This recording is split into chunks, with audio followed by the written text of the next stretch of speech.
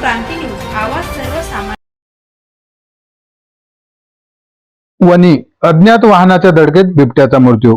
वणी खेडले शिवारात अज्ञात वाहनाने बिबट्याला धडक दिल्याने बिबट्याचा मृत्यू झाला असून वणी येथील वन विभागाच्या विश्रामगृह परिसरात मृत बिबट्याचे दहन करण्यात आले आहे.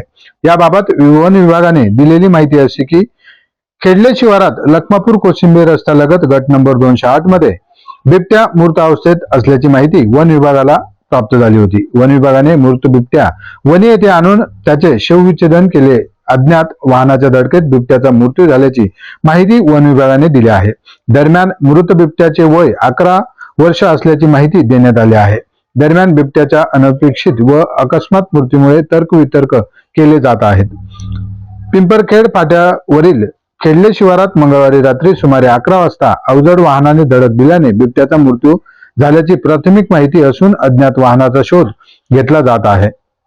सकाळच्या सुमारास ग्रामस्थांनी मृत अवस्थेतील बिबट्या पाहिल्यानंतर वन विभागाला ही माहिती देण्यात आली. सदर मृत बिबट्याला वणी येथील वन विभागाच्या विश्रामगृह येथे आणण्यात आले व शवविच्छेदनानंतर दहन करण्यात आले आहे. पशुवैद्यकीय अधिकारी अरुण पन्हाळे यांनी शवविच्छेदन केले.